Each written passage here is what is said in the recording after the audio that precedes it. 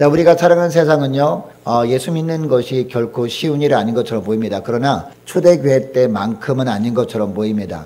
로마가 국교화가 된 이후에 우리가 평안하게 믿음 생활을 하다가 이제 점점 어려워진다고 말씀을 합니다. 그래서 요한 1서, 2서를 통해서 점점점 믿음 생활하기 어려운 시대에 우리가 어떻게 신앙생활을 해나가야 될 것인가, 이것을 알려주고 있는데요. 여러분, 요한 2서는 사도 요한이 초대교회 당시에 이 로마 제국의 박해로 말미암아 너무나 힘든 그런 고난의 삶을 살고 있는 크리스찬들에게 편지를 보낸 겁니다. 두 번째 편지거든요. 근데 이 두 번째 편지를 보낸 시기가 서기 90년에서 95년 사이였거든요. 근데 그때는 여러분, 로마 황제 중에서 기독교 박해를 제일 처음 했던 그 황제가 누군지 아십니까? 바로 네로 황제거든요. 이 네로 황제는 본인이 뭐 약에 취했는지 어떤지 모르겠지만 정신이 갑자기 이상해져 가지고 화재를 일으킨 거예요. 황제가 갑자기 미쳐가지고 화재를 일으켜가지고, 그러니까 황제한테 막 그냥 화살이 막 쏟아질 거 아니겠습니까? 그걸 피하기 위해서 이건 내가 아니라 기독교인들이 한 것이다 뒤집어 씌워가지고 그때부터 박해를 한 거거든요.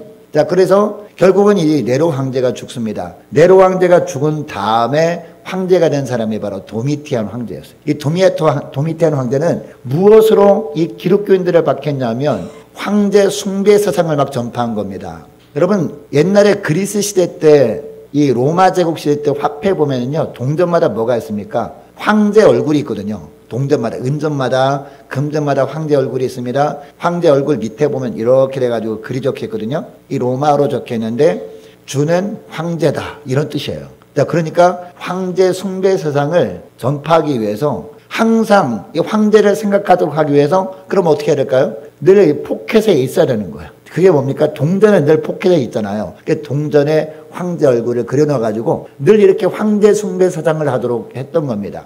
뿐만 아니라 그 당시에 각 지역마다 산 위에 어떤 성 같은 게 있었거든요. 이 성이 이 아크로라는 성이었습니다. 아크로. 그다음 고린도 지역 가면 아크로 고린도, 빌립보 지역 가면 아크로 빌립보 해가지고 산 위에 성체가 있는데 맨 앞에 보면은 로마 황제를 숭배하는 그런 재단이 있었던 거예요. 그래서 그 지역에 사는 시민들은요, 의무적으로 거기를 참석해야 되는 거예요. 의무적으로 가가지고 이제 황제 신상에게 절을 하면 표를 준대요, 표. 이 표를 안 받으면 매매를 할 수가 없는 거예요. 경제 활동을 할 수 없는 거예요. 여러분, 뭐가 생각납니까? 표 하니까 666이 생각나잖아요. 바로 그 시절이 그런 시대였단 말입니다. 황제 숭배를 하는 모습을 보이면 거기 앞에 있었던 관리가 표를 나눠준 거예요. 그리고 이 표를 가지고 물건도 사고 그리고 장사도 하고 그렇게 생활을 했던 겁니다. 그러니까 표가 없으면 심지어는 직장에 취업도 못하는 그런 시대였다는 것이죠. 여러분, 그런데 그 당시에 크리스찬들이 이 황제 숭배 사상 강요하는데 여러분 수긍할 수가 있습니까? 수긍할 수가 없었죠. 왜?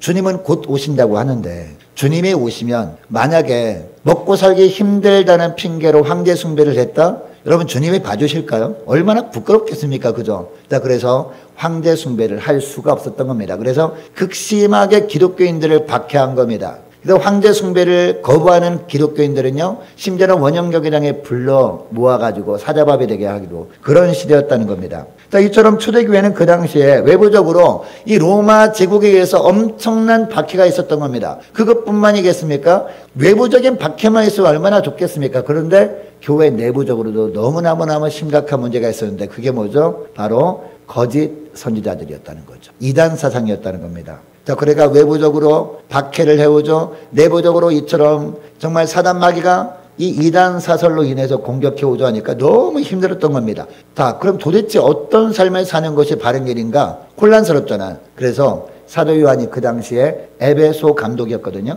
자, 그래서 에베소 주변에 있는 크리스찬들에게 모든 교회들에게 회람을 돌린 겁니다. 편지를 써서. 이게 두 번째 편지가 뭐다? 바로 오늘 본문에 나오는 요한 2서라는 겁니다. 여러분, 오늘날 우리가 사는 현실도 보면 똑같진 않습니다만은 비슷한 패턴이 있습니다.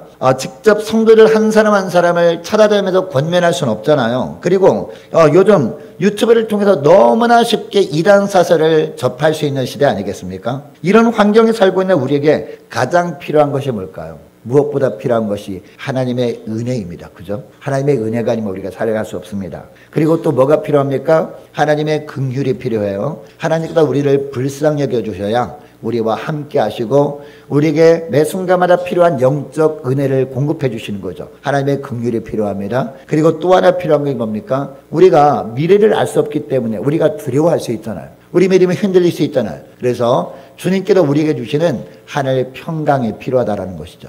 그래서 오늘 본문에 보니까 은혜와 긍휼과 평강이라는 단어가 나옵니다. 자, 3절 말씀이에요. 3절 말씀 보세요. 은혜와 긍휼과 평강이 하나님 아버지의 아들 예수 그리스도께로부터 진리와 사랑 가운데에서 우리와 함께 있으리라 라고 하고 있습니다. 여러분, 이처럼 우리에게 이 세 가지가 필요한 것을 주님이 너무나 잘 아셔서 이 요한일서 말씀을 통해서 우리에게 이 세 가지를 주시길 원하십니다. 날마다 주님이 저와 여러분에게 베풀어 주시는 은혜와 그리고 긍휼과 평강이 날마다 충만하게 되기를 축복합니다. 자, 그러면 우리가 하나님께서 베푸시는 이런 은혜와 긍휼과 평강을 누리며 살 수 있는 비결이 있을 거 아니겠습니까? 비결이 뭐냐? 4절 말씀에 나오는데요. 무엇보다 우리가 어떻게 해야 되는 거예요? 어떤 상황 속에서도 진리 안에서 행하며 살아가는 겁니다. 자, 4절 말씀 보시기 바랍니다. 너희 자녀들 중에 우리가 아버지께 받은 계명대로 진리를 행하는 자를 내가 보니 심히 기쁘도다 라고 하고 있습니다. 여러분, 여기서 내가 보니 라고 하고 있잖아요. 여러분, 여기 나는 누구를 말할까요? 사도 요한을 말하겠죠. 내가 보니 누구를 본 걸까요? 사도 요한이 에베소에서 목회를 하고 있었잖아요. 에베소 교회 주변에 있는 수많은 교회들마다 편지를 보내서 읽게 한 거거든요. 그러니까 주변에 있는 많은 크리스찬들 중에서 이처럼 진리 안에서 행한다라는 사람의 소식을 들은 겁니다. 너무너무 소식이 잘 들리기 때문에 직접 눈으로 본 것처럼 이렇게 묘사를 하는 겁니다. 그래서 우리가 아버지께 받은 계명대로 진리를 행한 자를 내가 보니 심히 기쁘도다 라고 하고 있습니다. 여러분, 요한서신에 보면요, 사도 요한이 내가 기쁘도다 라고 하는 것은 영적으로 보면 누가 기뻐한다 라는 것을 우리 이해할 수 있습니까? 주님이 기뻐한다 라는 것으로 알 수 있거든요. 자, 그러니까 오늘 본문에 보면 우리가 어떤 삶을 살아갈 때 주님께서 기뻐하시는구나 라고 생각할 수 있습니까? 우리가 무엇보다도 진리 안에 우리가 행할 때, 할렐루야, 진리 안에서만 행할 때 주님이 그 모습을 보신다는 거죠. 주님의 그 모습을 보시고 주님이 기뻐하시면서 우리에게 필요한 것들 이 세 가지를 주신다라고 말씀하고 있습니다. 자, 요한일서 1장 5절 말씀 우리가 지난번에 한번 살펴봤던 말씀인데 우리가 요한일서 말씀 보고 나서 요한일서 말씀 보지 않겠습니까? 요한일서 우리가 지난 시간에는 우리가 5장 말씀을 살펴봤지만 예전에 우리가 살펴봤던 요한일서 1장 5절 말씀, 자, 화면에 보시면 나오죠. 자, 하나님은 빛이시라 라고 하고 있죠. 하나님은 빛이시라 그에게는 어둠이 조금도 없으시다 라는 말씀을 합니다. 여러분, 하나님은 빛이시다 라는 것은 무슨 얘기예요? 하나님은 즉 빛, 진리라는 겁니다. 그리고 어둠, 이 어둠이 조금도 없으시다라는 것은 무슨 얘기예요? 어둠을 다른 말로 하면 거짓이죠. 거짓이 조금도 없으시다라는 겁니다. 자, 그래서 하나님과 사귐 있는 자라면, 하나님과 기도를 통해서 늘 교통하는 자라면 반드시 진리 안에서 행해야 된다라는 이야기를 우리는 이미 요한일서 1장에서 살펴봤습니다. 그리고 요한일서 1장 6절도 보니까 이런 말씀을 합니다. 하나님과 사귐이 있다고, 하나님과 기도로 교통을 한다고 하면서 뭐 그런 뜻이거든요. 어둠에 행하면 거짓말을 하고 진리를 행하지 않는 것이다 라고 하고 있습니다. 우리가 기도는 한다고 하면서 진리 안에서 행하지 아니하면 그 사람은 어떤 사람? 하나님 보시기에 거짓말장이라는 거죠. 거짓말하는 것이다 라는 거죠. 자, 그러면 여러분 요한일서 1장 9절 말씀이다 보면 삼빛 곧 세상에 와서 각 사람에게 비추는 빛 진리가 충만하신 예수님을 믿는 자는 반드시 진리를 행해야 된다라고 하고 있습니다. 여러분, 그러면 진리가 뭐냐? 하나님 아버지께 받은 계명, 바로 이것이 진리다. 자, 우리 주님은 또 내가 곧 진리다라고 말씀하시기도 하죠. 자, 그러니까 진리 안에서 행한다라는 것은 어떻게 한다라는 것을 의미한다라고 우리가 알 수 있습니까? 좌로나 우로나 치우치지 않는 거죠. 진리 안에 거하는다라고 하는 것은. 진리가 우리를 붙들면요, 우리가 흔들리지 않을 수 있다라는 것이죠. 여러분, 나무가 뿌리가 깊이 박혀 있잖아요. 그러면 여러분, 이 태풍에 흔들리긴 하지만 뽑히지 않겠죠. 그죠? 이게 중요하다는 겁니다. 뿌리가 깊은 나무는 쉽게 흔들리지 않는다는 겁니다. 여러분, 그리고 시편 1편에 보면은 시냇가에 심은 나무가 사철을 쫓아 열매를 맺는다고 하잖아요. 그 이유가 뭐죠? 시냇가에 뿌리를 깊이 내리기 때문에. 우리가 진리 안에 거하는 것이 바로 이겁니다. 날마다 진리에 붙들려 살아가게 되면 흔들리지 않고 우리가 진리 안에 행할 수 있다라는 거죠. 이렇게 할 때 열매가 풍성히 맺히게 된다. 할렐루야. 그 열매 이름이 뭐라고요? 하나님의 은혜. 그리고 또 뭐라고요? 하나님의 긍휼. 또 하나 하늘 평강이라는 겁니다. 할렐루야. 여러분 이것을 기억하시고 무엇보다도 예수님께 붙들려 사시는 여러분 되시기를 축복합니다. 그리고 예수님이 나는 진리다 라고 했기 때문에 진리, 주님의 말씀에 붙들려 살아가심으로 말미암아 좌로나 우로나 흔들리지 않고 그 진리 안에서 날마다 행하며 살아갈 수 있기를 축복합니다. 자, 그러면 진리 안에 행하는 게 뭐냐? 구체적인 내용이 중요하잖아요. 그냥 진리 안에서 행한다 그러면 도대체 어떤 삶을 살라는 거냐? 라고 할 수 있잖아요. 그죠? 진리 안에 사는 게 뭐냐? 계속해서 말씀하고 있습니다. 그 구체적인 내용이 뭐냐? 바로 무엇보다 서로를 위해 주는 겁니다. 이것을 원래 본문에 보니까 뭐라고 표현해요? 서로 사랑하는 것이다 라고 표현합니다. 여러분 서로 사랑하는 게 뭘까요? 서로 사랑하는 게 뭐예요? 이것도 너무 추상적 아닙니까? 구체적으로 뭐냐? 이 서로 사랑하는 게 서로를 위해 주는 거예요. 개인주의에 빠지지 않는 거예요. 자, 5절 말씀 보시기 바랍니다. 5절 말씀 보니까 부녀여 내가 이제 내게 구하노니 서로 사랑하자. 이는 새 계명같이 내게 쓰는 것이 아니요 처음부터 우리가 가진 것이라 라고 하고 있습니다. 여기서 서로 사랑하자는 것은 무슨 얘기냐? 너무 나만 생각하지 말라는 거예요. 어떤 일을 행할 때 이 일을 행함으로 말미암아 나에게 어떤 유익이 있을까? 이 생각하지 말라는 거예요. 여러분 이렇게 생각하는 것도 뭐예요? 개인주의잖아요. 여러분 교회는 개인주의가 있으면 안 됩니다. 할렐루야. 항상 누구를 먼저 생각해야 돼요? 항상 다른 사람을 먼저 생각해야 돼요. 항상 먼저 교회를 생각해야 돼요. 왜요? 교회는 주님의 몸이고 우리는 주님께 속한 자들이기 때문에 이 말씀을 하는 겁니다. 그래서 너무 나만 생각하지 말고 서로를 위해 주라는 겁니다. 여러분 구역 식구들 안에도 마찬가지예요. 교회에서 남녀 전도회 안에서도 마찬가지입니다. 항상 나보다 다른 지체를 먼저 생각하는 거예요. 우리 구역원들은 구역장들을 먼저 생각하는 거예요. 구역장들은 구역원들을 먼저 생각하는 거예요. 구역 예배 드릴 때, 청소할 때 여러분 생각해 보시기 바랍니다. 보통 어떻게 합니까? 구역장님들은 내가 원하는 시간에 구역원들을 원하길 원해. 그럼 옵니까? 안 옵니까? 안 온다는 거죠. 왜? 서로 원하는 시간이 다르기 때문에. 그럼 구역원들 어떻게 합니까? 구역원들은 내가 원하는 시간에 구역장님이 맞춰주길 원해요. 그러면 서로 안 맞잖아요. 충돌이 일어날 거 아니겠습니까? 그럼 연말 가면 어떤 생각합니까? 이 구역은 나한테 안 맞으니까 내년에는 다른 구역 갔으면 좋겠다라고 생각을 한다는 거죠. 여러분 그러면 서로 다른 사람을 먼저 생각하는 게 어떤 걸까요? 나보다 다른 사람이 생각을 존중해 주는 거죠. 물론 내가 그 시간에 시간을 낼 수 없지만 다른 사람의 그 시간이 든다 그러면 어떻게 하는 거예요? 내 시간을 좀 양보하는 겁니다. 그죠? 좀 양보하고 그 시간에 내가 맞춰주는 거예요. 서로. 그렇게 하면 여러분 구역 모일 때마다 어떻게 될까요? 너무 감사한 거죠. 할렐루야. 이런 공동체에 하나님께서 은혜를 부어주신다는 거죠. 이 말씀을 하는 겁니다. 그리고 어떤 기준으로 이렇게 해야 하는지 6절에서 말씀하죠. 6절 말씀도 보시기 바랍니다. 또 사랑한 이것이니 우리가 무엇을 따라? 그 계명을 따라 행하는 것이요. 계명은 이것이니 너희가 처음부터 들은 바와 같이 그 가운데서 행하라 하십니다. 진리 가운데 행하는 것이 그러니까 뭐라는 거예요? 너무 나의 유익만 생각하지 말고 무엇보다 서로를 위해 주는 것, 이게 바로 진리 안에 행하는 것의 열매여야 한다. 이 말씀을 하고 있다는 것이죠.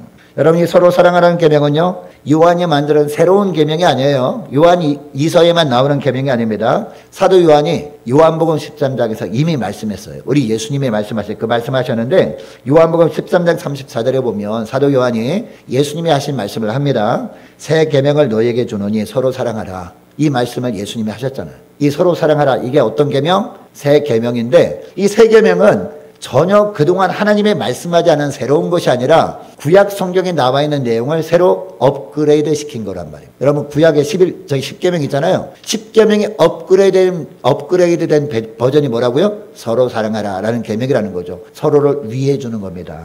여러분 주님께서 우리를 얼마나 위해 주셨습니까? 주님이 우리를 얼마나 위해 주셨는지 로마서에 나오거든요. 로마서 5장 8절 말씀 보시기 바랍니다. 로마서 5장 8절 말씀은 어떤 말씀이 나와요? 우리가 아직 죄인 되었을 때에, 무슨 얘기예요? 여러분 우리가 아직 죄인 되었을 때에 라는 말은 무슨 말입니까? 예수님께서 우리를 위해 주실 때 우리가 주님께서 우리를 위해 주실 만한 어떤 자격이 있기 때문에 우리를 위해 주신 것이 아니다라는 거죠. 주님께서 우리를 위해 주실 만한 어떤 자격도 전혀 없을 때 바로 그런 얘기거든요. 이게 바로 우리가 아직 죄인 되었을 때라는 거죠. 그 다음에 계속 보세요. 그리스도께서 누구를 위하여? 우리를 위하여, 저와 여러분을 위해서 죽으심으로 하나님께서 우리에게 대한 자기의 사랑을 확증하셨다라고 말씀하고 있잖아요. 여러분 주님께서 우리를 위하실 때 어느 정도 우리를 위하셨다고요? 죽으시기까지 하셨다고요. 죽으시기까지.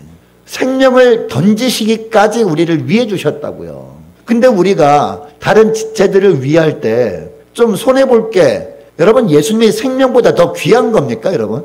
예수님의 생명보다 정말 아무것도 아닌 거잖아요. 그것을 희생한다 할지라도 별로 표시도 안 나는 것 아니겠습니까? 시간을 좀 양보하는 거, 물질을 좀 양보하는 거, 우리가 약간 더 희생하는 거, 그것뿐이잖아요. 할렐루야. 여러분 예수님께서 주님께서 우리를 위해 주실 만한 어떤 자격도 우리에게 없을 때 생명까지 던지실 정도로 우리를 위해 주셨다. 여러분 이것을 기억하면 우리가 정말 다른 사람을 위하지 못할 것도 없다. 이 말씀을 하는 겁니다, 여러분. 이 생각을 서로 하게 되면 서로 충분히 위해 줄 수 있다. 이 말씀을 하는 겁니다. 여러분 많은 사람들이 교회에서 드리는 예배를 나도 드리고 싶지만 드리지 못할 환경 가운데 있을 때가 있잖아요. 어떤 질병에 걸려서 또 사고를 당해가지고 병원에 입원했다고 생각해 보자고요. 여러분 교회에 올 수 없는 상황 아닙니까? 그러면 어떤 마음이 됩니까? 처음에는 그냥 온라인 예배 드리면 되지 뭐라고 하면서 유튜브를 켜놓고 예배를 드리기 시작합니다. 근데 그게 쉽지 않잖아요, 여러분. 병원에 나 혼자만 있는 게 아니잖아요. 그래서 처음에는 몰래 이렇게 예배를 드리지만 나중에는 그 시간에 맞추지 않고 아무도 없을 때 딱 노려가지고 그 시간에 예배를 드리려고 하다가 그것도 여의치가 않거든요. 근데 그렇게 하다 보면 점점 어떻게 돼요? 점점 소홀히해지게 됩니다. 나중에는요, 이구동성으로 고백합니다. 그렇게 했더니 점점 신앙이 나태해지게 되더라. 이런 고백을 합니다. 그리고 또 어떤 고백을 하게 되느냐? 점점 신앙이 개인주의화 되어 가더라. 그런 고백을 한다는 거죠. 여러분 이것을 주님께서 불쌍히 여기시고 우리를 예배로 인도해 주신 줄 믿으시기 바랍니다. 우리 교회로 저와 여러분의 발걸음을 인도해 주신 줄 믿으시기 바랍니다. 어떻게 하라고? 훈련시키려고. 어떤 훈련? 개인주의 내려놓고 이제는 남을 위한 삶을 사는 훈련을 시키기 위해서 예배를 드린 다음에 4층에 올라가기 위해서 애찬을 같이 하는 겁니다. 할렐루야. 여러분 그러니까 어떤 분은요 정말 하나님께서 저를 통해서 하나님이 감동하는 그런 분들이 있어요. 분명히 설거지를 한 건도 아니에요. 설거지를 한 건도 아닌데 딱 보니까 설거지할 사람이 별로 없는 것 같아요. 그래서 누가 시키지도 않았는데 팔 걷어붙이고 가서 늘 기쁨으로 설거지에 동참하는 분이 있거든요. 그러면 하나님이 막 감동하시는 거예요. 감동하셔가지고 감동하면 또 누구를 감동시킬까요? 목회자를 막 감동시키는 거예요. 그래서 뭐라도 해주고 싶은 거야. 할렐루야. 하나님께서 목회자를 모든 성도들을 모든 성도들의 행동을 목회자를 통해서 감동시키는 그런 복된 우리 교회가 될 수 있기를 원합니다. 그래서 누가 보더라도 너무 감동받아가지고 이 사람한테 이걸 해줬으면 좋겠다. 저 사람한테 저걸 해줬으면 좋겠다. 여러분 그러면 얼마나 기쁠까요? 얼마나 행복할까요? 우리 교회가 얼마나 아름다울까요? 할렐루야. 이게 뭐다? 나보다 남을 낮게 여기고 다른 사람을 위해 주는 거고 이게 뭐다? 서로 사랑하는 겁니다. 여러분. 그리고 이게 뭐다? 진리 안에서 행하는 겁니다. 여러분. 할렐루야. 여러분 이런 삶을 살기 위해서 정말 중요한 게 있어요. 정말 조심해야 될고 경계해야 될 것인데 그게 뭐다? 뭘 경계해야 될까요? 거짓 교훈을 경계하라 라고 말씀하는 거예요. 세 번째로 거짓 교훈을 경계하고 멀리하는 것이 너무나 중요하다는 겁니다. 여러분 거짓 교훈이 뭡니까? 주님의 말씀 정반대로 가르치기는 거거든요. 성경 말씀을 빙자해서 가르치기는 합니다. 그런데 여러분 성경 말씀도 똑같은 본문이지만 하나님의 의도하시는 말씀이 있고 인간적인 기준으로 해석하는 말씀이 있거든요. 자, 그러면 뭐가 거짓 교훈입니까? 하나님의 말씀, 똑같은 말씀을 근거로 해석을 하지만 인간적인 기준으로 해석을 하는 겁니다. 어떻게 보면 인본주의 방식으로 해석을 하는 겁니다. 여러분 하나님의 말씀을 해석할 때요 하나님의 의도를 정확하게 파악하고 하나님의 뜻대로 이 말씀을 해석하고 삶 가운데 적용해야 될 줄로 믿습니다. 그러나 이 거짓 교훈이 횡행하게 되면요 이 거짓 교훈이 어떠한 일을 하게 됩니까? 진리를 행하지 못하도록 만들어버린다는 거. 그래서 서로 사랑하지 못하게 하는 거예요. 다른 사람을 우리가 위하면서 살아야 되는데 그냥 개인주의에 빠져서 살도록 해버리는 것이 바로 거짓 교훈이라는 거죠. 여러분 사도 요한이 이 편지를 쓸 당시에도요 이 성도들을 미혹하는 대표적인 거짓 교훈이 있어요. 이 거짓 사상이 있었는데 그노시스라는 사상이 있었거든요. 그노시스 하면 영지주의를 말합니다. 여러분 영지주의 특징이 뭔지 아십니까? 오늘 본문에 보니까 자, 오늘 보면 7절 말씀 보시기 바랍니다. 미혹하는 자가 세상에 많이 나왔나니 라고 하면서 대표적으로 미혹하는 자가 어떤 자인지 말하고 있는데요. 자, 중반절 이는부터 보세요. 이는 예수 그리스도께서 육체로 오심을 부인하는 자라. 이런 자가 미혹하는 자요 저 그리스도니 라고 하고 있거든요. 여러분 예수 그리스도께서 육체로 오심을 부인한 자, 그 당시에 대표적인 이단이 뭐냐? 바로 그노시스였다는 거죠. 영지주의였다는 겁니다. 여러분 왜 이렇게 주장했을까요? 하나님은 거룩하신 하나님이잖아요. 하나님은 초월적인 하나님 아닙니까? 그죠? 거룩하신 하나님, 초월적인 하나님인데 어떻게 죄를 범할 수 있는 육체로 오실 수가 있겠느냐? 말이 안 된다 라고 하면서 예수님의 육체로 오심을 부인하는 그런 자들이 바로 영지주의자였다는 것이죠. 자, 그러니까 예수님께서 이 땅에 오셨는데 여러분 예수님이 동정녀 마리아에게서 온 이유 몇 번 말씀드렸죠. 왜 동정녀 마리아에게서 태어나셔야 됐습니까? 죄가 없이 이 땅에 오셔야 됐기 때문에 결혼 관계를 통해서 이 땅에 태어나면 안 되셨던 거죠. 자, 그래서 동정녀 마리아에게 성령이 임함으로 말미암아 잉태되어서 결혼 관계 전에 태어난 분이 바로 예수님 아니십니까? 자, 그렇다면 우리 예수님은요, 인성도 하나님이셨어요. 신성도 하나님이셨습니다. 믿으시죠? 하나님은 육신도 하나님이셨고 영혼도 하나님이셨단 말이에요. 근데 영지주의자는 어떤 고백을 해요? 육신은 그냥 우리 일반 사람들처럼 똑같이 그냥 예수라는 사람에 불과하다는 거죠. 그 안에 있는 영만 하나님이라는 거죠. 말도 안 되는 거 아니겠습니까? 그죠? 근데 이처럼 주장을 했다는 것이죠. 자, 이렇게 하다 보니까 자꾸 성도들을 이상한 쪽으로 막 몰고 가버리는 거예요. 개인주의에 빠지게 만들어버리고 진리 안에 행하지 못하도록 만들어버렸다는 겁니다. 자, 그런데 여러분 이 적그리스도는 단지 영주의자만을 가리키는 것이 아니었습니다. 7절에 보니까 또 뭐라고요? 미혹하는 자가 세상에 많이 나왔나니 라는, 세상에 많이 나왔나니, 그러니까 영지주의자 이외에도 너무나 많은 이 거짓 교사들이 있었다는 얘기죠. 자, 9절 말씀도 보면 사도 요한이 또 뭐라고 하느냐, 9절 상반절 말씀 보시기 바랍니다. 지나쳐라는 단어가 나오죠. 이 지나쳐라는 단어가 무슨 얘기냐, 벗어나라는 뜻이거든요. 지나쳐 그리스도의 교훈 안에 거하지 아니하는 자는 다 하나님을 보시지 못한다 라고 이야기합니다. 무슨 이야기냐, 그리스도의 교훈 밖으로 벗어난 모든 자, 그 교훈 안에 거하지 않은 모든 자가 바로 미혹하는 자이고 적그리스도일 수 있다라는 거죠. 명백히 성경의 가르침에서 벗어난 거짓 교훈을 고집스럽게 주장하며 따르는 자, 그리고 퍼뜨리는 자는 다 적그리스도다라는 거죠. 여러분, 그러므로 진리를 행하고 서로 사랑하는 삶을 살길 원하는 자는 어떤 삶을 살아야 돼요? 이런 거짓 교훈을 어떻게 해야 돼요? 조심해야 된다는 거죠. 경계해야 된다는 거죠. 그리고 경계하고 그들을 멀리 여기서 어떻게 해야 돼요? 가까이 하면 안 된다라고까지 이야기를 하는 거죠. 자, 8절 말씀에 보면 너희는 스스로 삼가라는 단어가 나오죠. 여러분, 삼가한다라는 단어가 무슨 얘기예요? 삼가하다라는 단어가 무슨 뜻이에요? 스스로 경계하고 조심하고 그리고 잘 살펴보고 멀리 하는 것을 말합니다. 자, 그래서 10절 말씀은 뭐라고 합니까? 10절 보세요. 누구든지 이 교훈을 가지지 않고 너에게 나가거든 그를 어떻게 하라? 집에 들이지도 말고 인사도 하지 말라라고 하고 있습니다. 아예 상대도 할 생각하지 말라라는 거죠. 왜요? 자꾸 그 사람과 인간적인 관계가 있다고 자꾸 만나고 얘기를 주루주다 보면 전염되기 때문에, 어디에? 나쁜 것에 전염되기 때문에요. 자, 그렇게 되면 결국은 진리 안에 행하지 못하게 되고 주님을 속상하게 만들 수 있다는 거죠. 주님께서 우리에게 세 가지 축복, 정말 귀한 축복을 주시려고 하는데 그 축복을 주님께서 주시길 원하시는데 그냥 우산 쓰고 막는 거야. 하늘에서 막 은혜가 떨어지는데 우산 쓰고 자기 싫다고 막아버리는 거야. 그러면 그 은혜를 우리가 받을 수 있습니까? 받을 수 없다라는 거죠.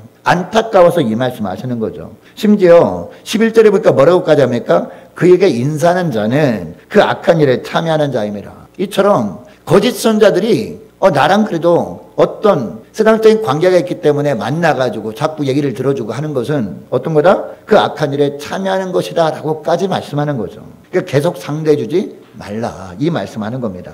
그런데 여러분, 이처럼 거짓 교훈으로 우리를 미혹하는 것이요, 비단 사람들뿐만이 아닙니다. 오늘날은요 너무나 발달한 시대 아니겠습니까? 이 거짓 교훈을 어떤 방식으로 우리에게 자꾸 전하려고 할까요? 사단마귀가 오늘은 매스미디어를 통해서 자꾸 전파하려고 합니다. 뭘 통해서? 영화를 통해서, 음악을 통해서, 심지어는 미술을 통해서, 심지어는 인터넷 통해서, 유튜브를 통해서 전파하려고 합니다. 그것도 살짝 감추는 거예요. 우리가 정말 좋아하는 장르를 통해서, 우리가 정말 감동받을 어떤 그런 것들을 통해서 우리에게 접근해서 먼저 우리를 인간적으로 감동시킨 다음에 내가 감동받아서 괜찮은 것 아닌가라고 하면서 자꾸 빠져들게 한다는 겁니다. 여러분, 그걸 한마디로 하면 뭐라 하는지 아십니까? 한마디로 하면 인본주의라고 하는 겁니다. 여러분, 인본주의. 여러분 휴머니즘이라는 얘기 많이 들어보셨죠? 이 영화 너무나 휴머니즘적인 영화라고 하면서 그 영화 보면요 너무나 눈물이 나, 너무나 감동해요.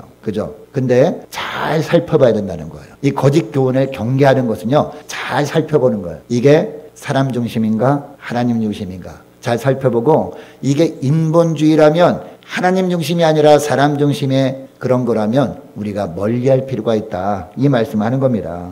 우리가 어떤 성경의 잘못된 가르침뿐만 아니라 그런 가르침이 녹아져 있는 세상 문화도 우리가 잘 분별하고 우리가 멀리할 필요가 있다, 이 말씀을 하는 겁니다. 여러분, 이렇게 하지 않으면 진리를 행하고 서로 사랑하는 삶을 사는데 장애물이 될까요? 안 될까요? 장애물이 될 수밖에 없다라는 것이죠.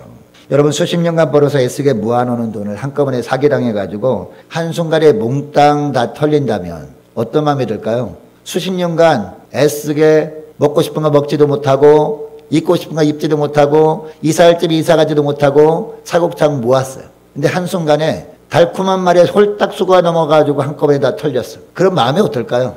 마음이 어떨까요? 기분 좋을까요? 아, 내가 기부했어, 괜찮아 라고 할까요? 여러분, 다 털렸는데 너무나 허탈하지 않겠습니까? 여러분 그거 회복하기 쉬워요? 회복하기 쉬워요? 못해요? 회복이 거의 불가능하다는 겁니다. 영적으로도 마찬가지라는 거예요. 영적으로 마찬가지. 여러분, 사단마귀는 이 성경 말씀을 근거로 해가지고 우리를 자꾸 찾아와서 속삭입니다. 거짓 선지를 통해서, 대중문화를 통해서, 또한 수많은 매체를 통해서 우리에게 찾아와서 잠깐 속삭입니다. 근데 너무나 달콤하게 찾아와서 유혹한단 말이죠. 거기 넘어가게 되면 결국 어떻게 된다? 그동안 애쓰게 우리가 신앙적으로 닦아온 것들을 한꺼번에 다 잃어버릴 수 있다는 거죠. 전부 다 영적인 사기꾼인 마귀한테 털려버릴 수 있다는 겁니다. 그러면 얼마나 허탈할까요? 그 허탈감을 느끼면서 우리가 속상해하지 않도록 하기 위해서 하나님은 오늘 본문에서 사도 요한을 통해서 요한 2서에서 이 말씀하는 거예요. 경계하라, 주의하라, 멀리하라, 집에 발을 들여놓지도 못하게 하라. 이렇게 너무나 강력한 표현을 써가면서 이렇게 말씀하고 있다는 것이죠. 여러분, 거짓에 미혹되면요 한순간에 그동안 애쓰게 쌓아놓은 믿음의 재단들도 다 허물어져 버린다는 것을 기억하시고, 무엇보다도 여러분 잘 경계할 수 있기를 축복합니다. 그래서 우리에게 무엇보다 필요한 것이요 분별력입니다. 여러분, 분별력. 이런 얘기하면 아, 나는 분별할 수 있어 라고 하면서 자기 마음대로 막 살아갑니다. 아, 내가 볼 때 이것은 진리인 것 같아 라면서 따라갑니다. 근데 여러분, 그것은 내 생각을 기준으로 진리라고 생각해서 따라가는 것 아닙니까? 내 생각을 기준으로 하는 것 자체가 인본주의의 초입에 들어섰다는 얘기예요. 여러분, 항상 하나님의 말씀, 기록된 말씀을 근거로 하나님이 부어주시는 분별력 가운데 살아가시기를 축복합니다. 그래서 이 거짓 교훈을 잘 분별하고 멀리함으로 말미암아 무엇보다도 주님의 말씀, 진리 안에서만 행할 수 있기를 축복합니다. 진리 안에서 무엇보다도 주님께서 세 계명을 주신 서로 사랑하라, 다른 사람을 위하는 삶을 살아가라, 다른 사람을 위하는 삶을 살아가라, 이 말씀에 순종함으로 말미암아 이처럼 이 말씀에 순종하는 자에게 부어주신 하나님의 은혜, 하나님의 긍휼, 그리고 하나님께서 부어주시는 하늘 평강을 충만하게 덧입고 살아가시는 저와 여러분 되시기를 주의 이름으로 축복합니다. 자, 기도하겠습니다. 하나님 아버지, 감사합니다. 저희들이 살아가는 세상이 너무나 혼란스럽습니다. 알 수 없는 미래 때문에 염려와 근심 속에서 불안한 삶을 살 수밖에 없는 환경 가운데 살고 있음을 저희들 주님 앞에 고백합니다. 이런 상황 속에서 저들에게 무엇보다 필요한 것이 하나님의 은혜입니다. 또한 저들에게 무엇보다 필요한 것이 하나님께서 저들을 긍휼히 여겨주시는 겁니다. 또한 저들에게 무엇보다 필요한 것이 주님께서 하늘 평강을 부어주셔서 어떤 환경 속에서도 흔들리지 않고 믿음으로 살아가는 것입니다. 하나님, 무엇보다 어떤 환경 속에서도 주님이 부어주시는 이런 놀라운 축복을 우리가 받아 누리며 하나님께 영광 돌리며 살아갈 수 있도록 은총 내려 주옵소서. 하나님, 이를 위해서 저희들 어떤 상황 속에서도 거짓 교훈을 철저하게 경계하며 또 거짓 교훈들은 멀리함으로 말미암아 하나님의 말씀대로 좌로나 우로나 치우치지 않고 말씀대로 순종하며 살게 하시고, 주님께서 말씀하시고 본을 보여주신 대로 저희들 개인주의는 철저하게 버리고 다른 사람을 위해 주는 삶을 살아감으로 말미암아 그때마다 주님께서 부어주시는 하나님의 은혜와 또한 긍휼과 하늘 평강으로 충만하게 덧입고 살아가는 복된 저희들 다 되게 하여 주옵소서. 감사드리오며 우리 주 예수 그리스도 이름으로 기도드리옵나이다. 아멘.